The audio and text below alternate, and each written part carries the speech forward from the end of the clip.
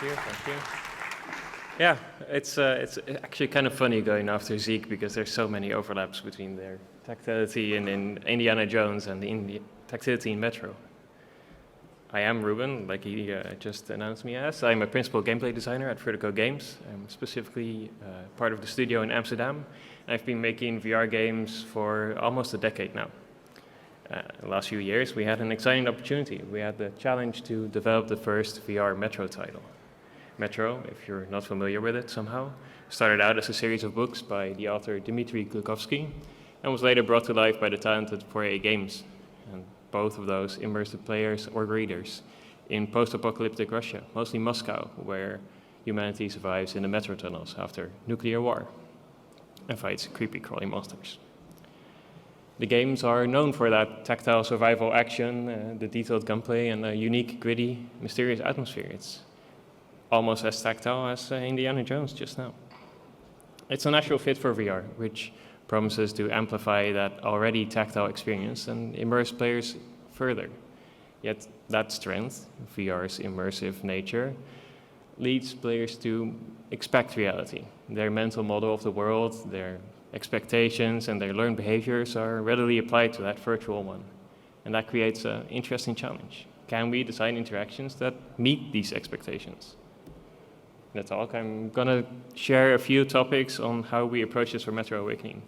It's all about what we wanted the players to feel and the experiences we created for them, with a bit of how and why.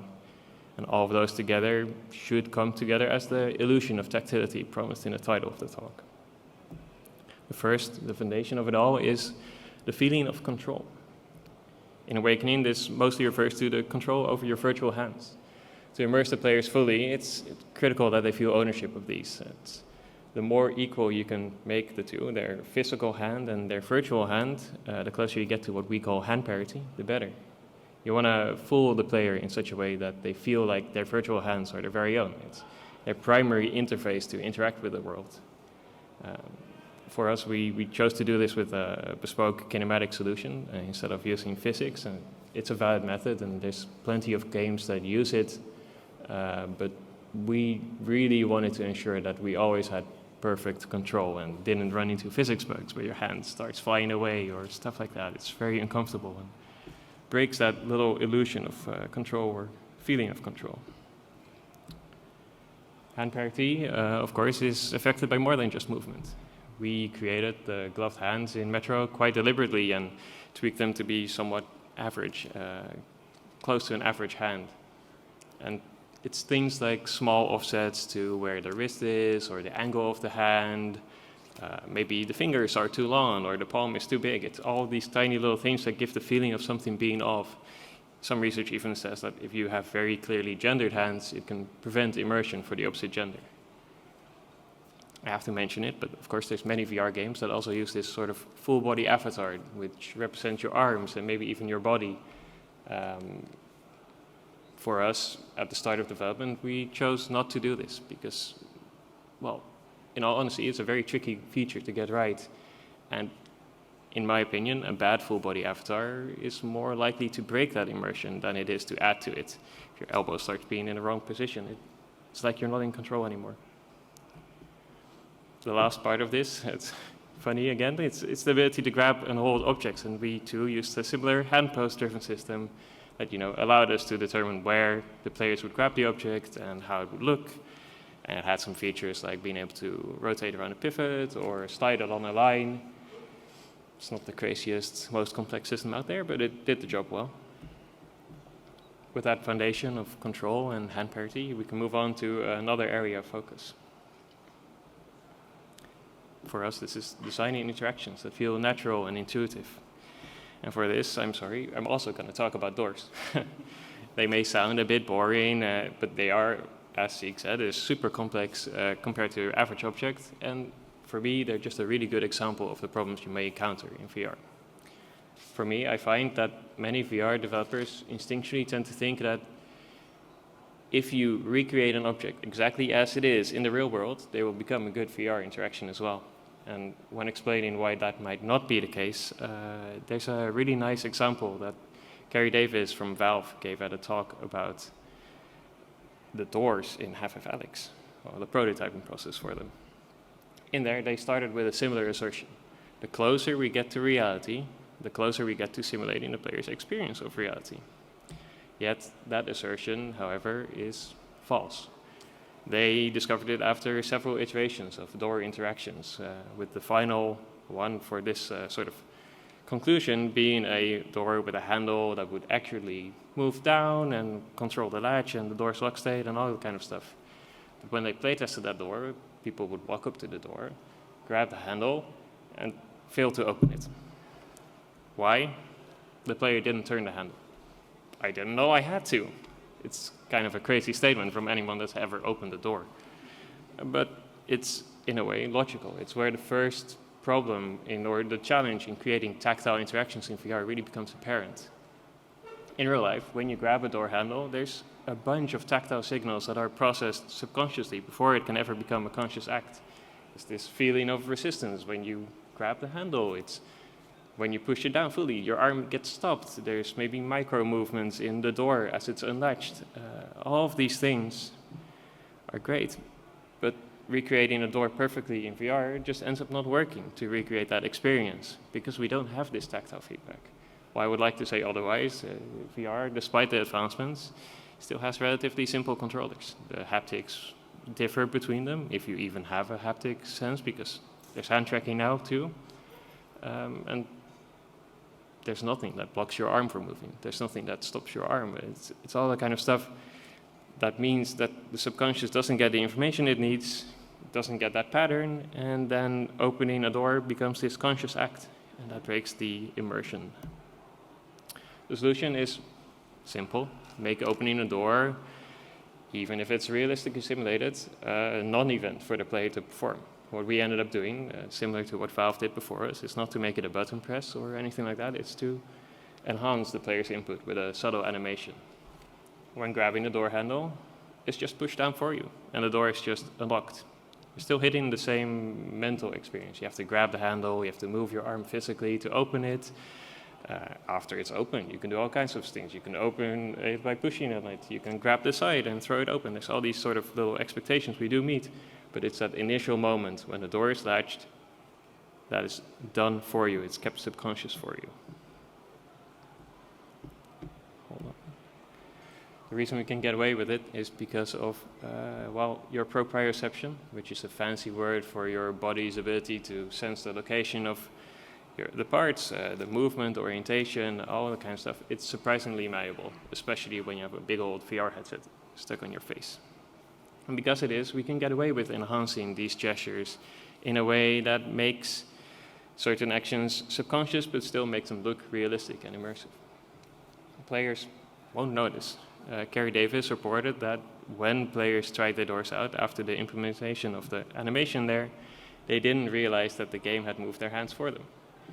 Because the brain accurately sort of expected this to happen and it saw it happen, it tricked them and made them think they had done it themselves. It has its limits, of course. I mean, everything does. But over the years, I found that making these small offsets in the hand's position or maybe even smaller offsets in the orientation at the right moment, for the right amount of time, perfectly still keeps up that feeling of hand parity. It's the hand parity I mentioned before is like the virtual hand and the physical hand, but it's actually more about the virtual hand and the expected physical hand. This idea of keeping action subconscious or through animation, it doesn't just apply to doors. There's also things in real life where you would only have to use your fingers. It's the knobs on a radio or the like. You could make these interactions bigger or maybe avoid them entirely if you're not constrained by realism. But we chose to smooth over all finger-based interaction, abstract them with this assisted animation as well. It's things like this knob on an engine. When grabbed, it's actually just turned for you. You can see my hand in real life doesn't actually move.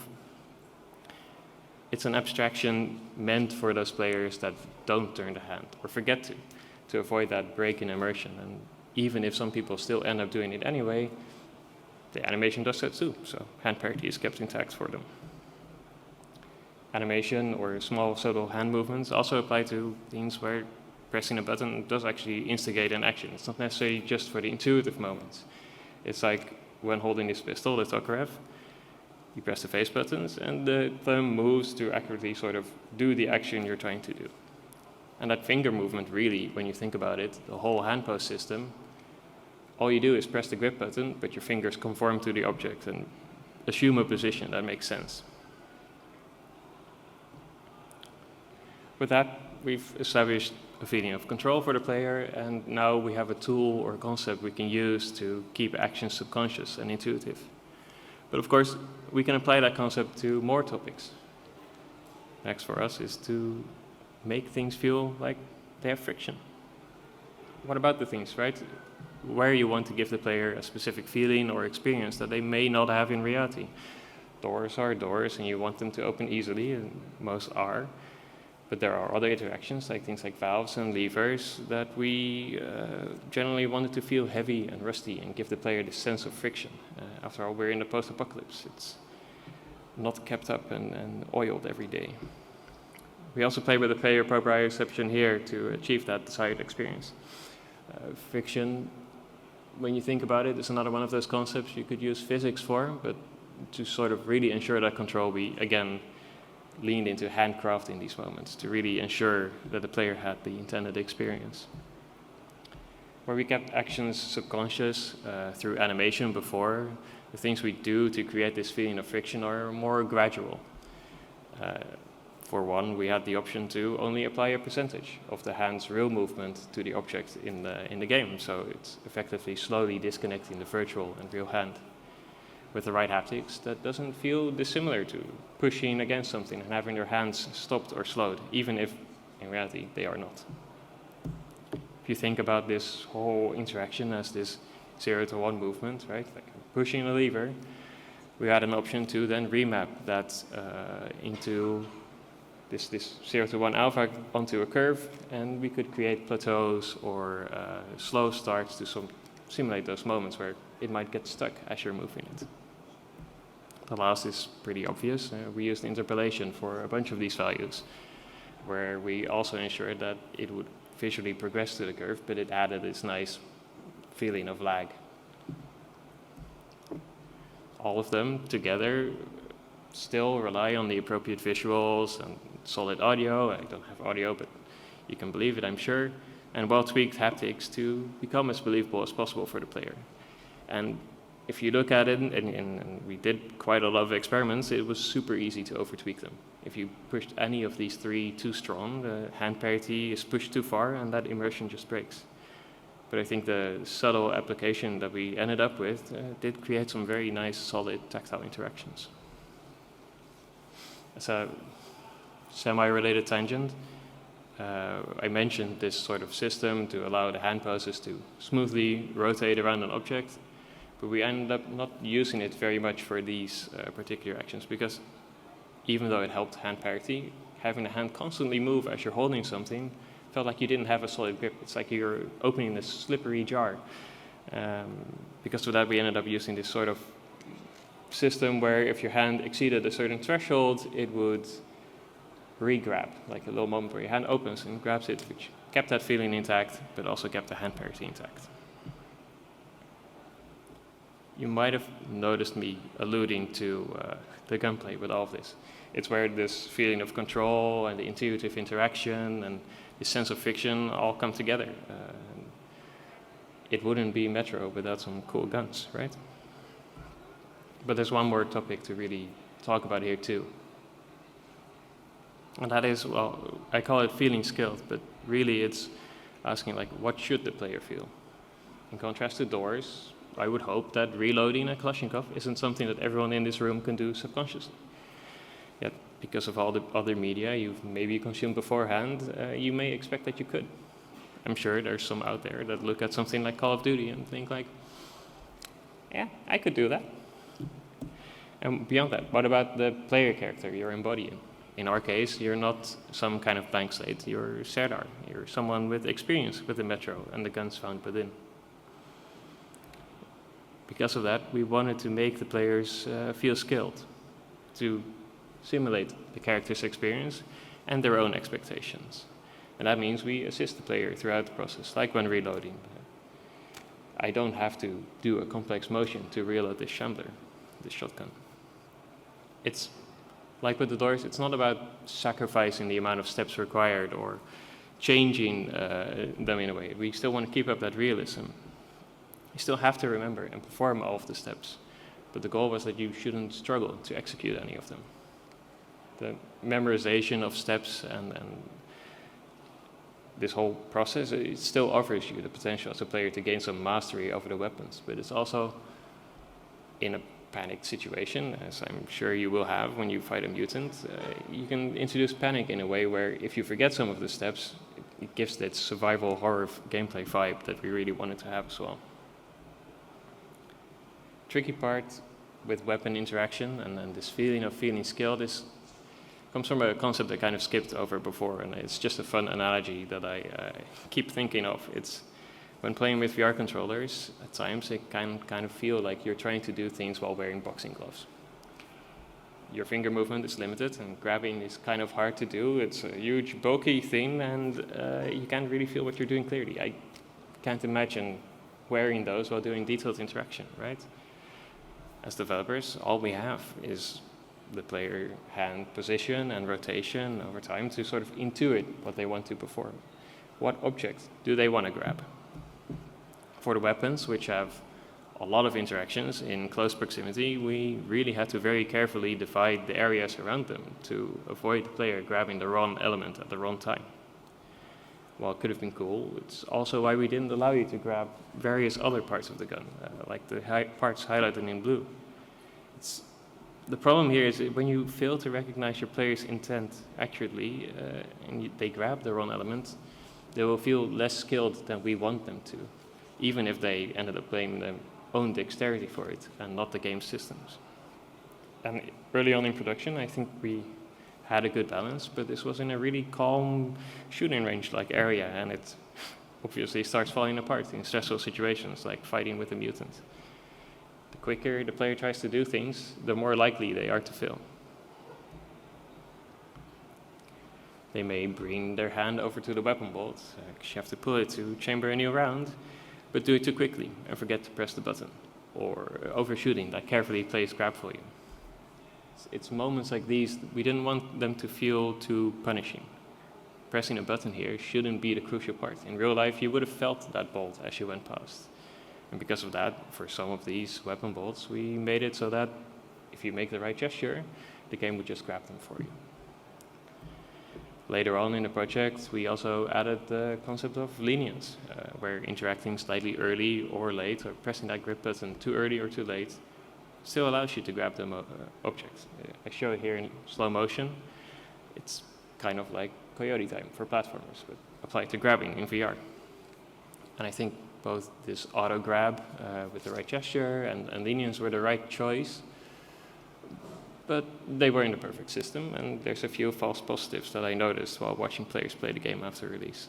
It's kind of a dangerous thing to do things for players without their direct input. For one, it's especially apparent on the shambler, where if you are holding it in a certain way, as you repeatedly retrieve the ammo from your inventory, you go over that same path as you would for the bolt. And depending on how you hold it, it's like this accidental input that would cause you to pull the bolt, and you're kind of punished for it. It's not nice, but it is in the game. Because we aim to create designs here that really are meant to be invisible to the players, we kind of accept another challenge. As developers, we have to be super vigilant in our playtesting and observation to sort of guard ourselves against, for one, the trap of muscle memory. I was used to reloading from my hip, not from my chest. It's easy to build up this muscle memory over time as you playtest your own game over and over and over, and you're gonna forget what it feels like for a new player. And of course, you have to playtest. Everyone knows you have to playtest your games, but with this, it's really about observation, because you will notice the hiccups into interaction, but the player hopefully doesn't. It's invisible, right?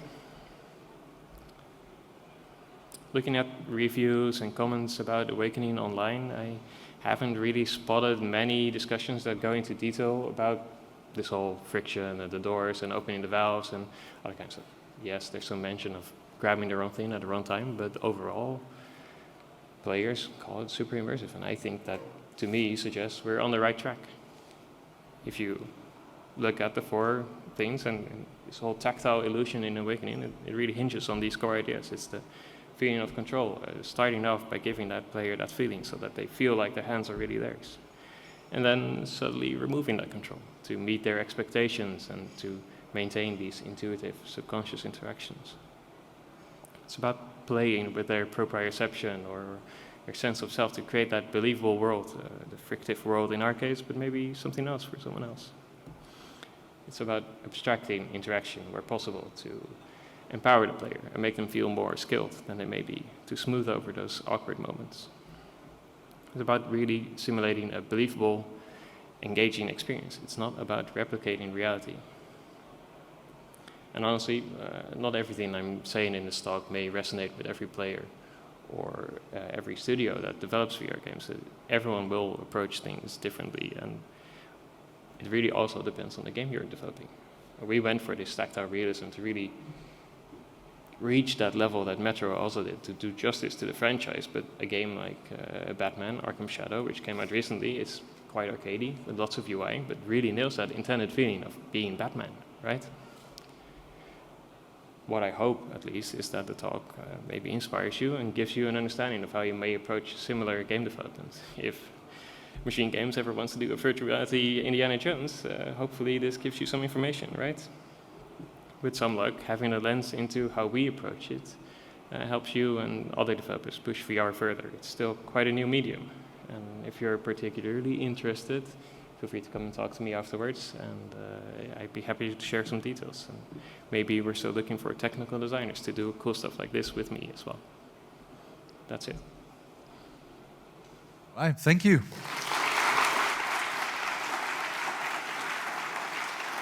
All right, we're opening the room for questions, but first let me ask you, you compared VR controllers to boxing gloves, right? So what, in your opinion, would be the ideal way to control a VR game? Are we talking gloves, haptic gloves, or something like that? I think I would love haptic gloves. That'd be cool, right? But you get a lot with controllers for now, right? Like, there's a lot of people moving towards hand tracking, and I kind of feel like you're going to miss that tactile sensation that we really need to simulate all feedback, this. You need something. Yeah. So maybe gloves are the way. I'm not entirely sure. I would love to see what they come up with and then make cool stuff for them. And in the meantime, you have to make do with make do what we have. VR controllers. Do we have questions over there? Thanks for the talk. I want to ask you about a different element that you just touched, and that's audio. Like, we know from perception that perception is cross-modal. That means different senses work together to give us the sense of reality. How much did you use sound design to create this kind of tactile sensation that was missing, let's say, from the tactile experience? The feedback, you know, when you're pulling that lever, when you're rotating the wheel to add to the sense that this is something heavy, for example, or something pulling back. I think the audio design did a really good job at it. We would, like you say, it's really important, right? It's really important to create that feeling, and I think they did a good job, but maybe it came in a little later for us, and we had to add it in post, and that somehow didn't get that feeling across in the end. It wasn't there from the very start. So it wasn't core part of the game design or the technical design from the beginning? No, not necessarily, but it should have been, and we'll make it so in the next one. Right, thanks. Yeah. You pick him? Yeah.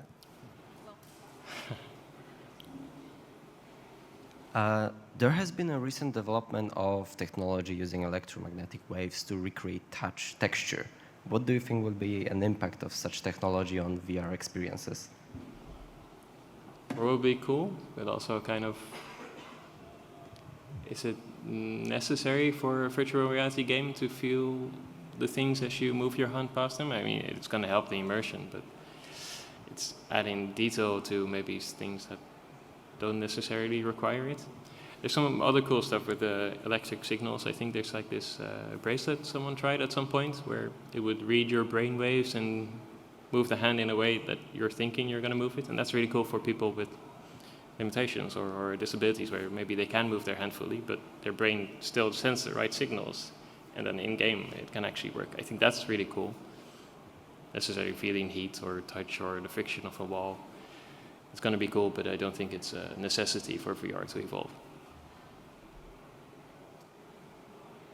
We have another question there in the back.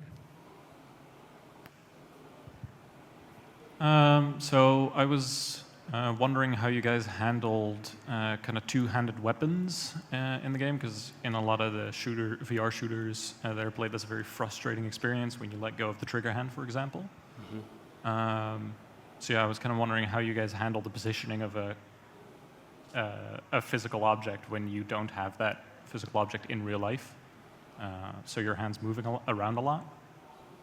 It's a tricky one. I think if you look at Half-Life Alyx, they deliberately steered away from it, right? Because they wanted to keep that at all times. But we ended up with a relatively simple solution of, this hand is the one that controls the location, and if you hold this hand here, it's just going to point at it. And this hand controls the roll, but this one doesn't really move the rotation in any way.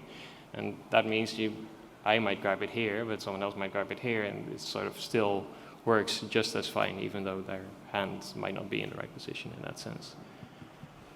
If you start bringing them super close together, it might still break the simulation a little bit, right? It might start spinning a little bit crazily, but it's a difficult one because when you make this game, you want to solve all those problems, right? You really want to edge out or finish all the extra cases and make it as perfect as you could be, but we don't have the scope or time for that. And really, it becomes about responding well to the players that play the game the way you want them to, that are sort of role-playing in the universe. And when they start trying to push those boundaries by deliberately doing things like bringing their hands super close together or pushing through a wall, that's okay, where if the simulation breaks a little bit there, that's fine.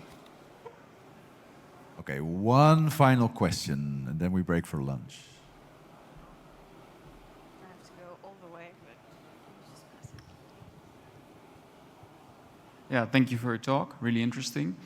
I was wondering, you talk about the changing the game for the player, so the player becomes more immersed. But did you also see it the other way around? For example, with the door handle, you rotate the hand a little bit. Did you see during playtesting that the player started to rotate their hand according to the changes that you made to make it easier for them? It does happen. I mean, all of these interactions, like, it's not 100% of players grab a handle and fail to turn it. It's some still push it down, and you might notice that people actually still push their hand further down than the handle would have been. Some do turn their hands, and if you have pushed out of this area, we still allow you to sort of do it yourself as well, right? It's not always controlled for you, but it's just a tiny little initial moment that we do the animation for. I think actually it ended up when you push the door back and forth, it does actually go down so that it moves through the thing properly, but that's, yeah, it's just that tiny part of the door interaction, right? Okay, and with this, thank you, Ruben. Thank you.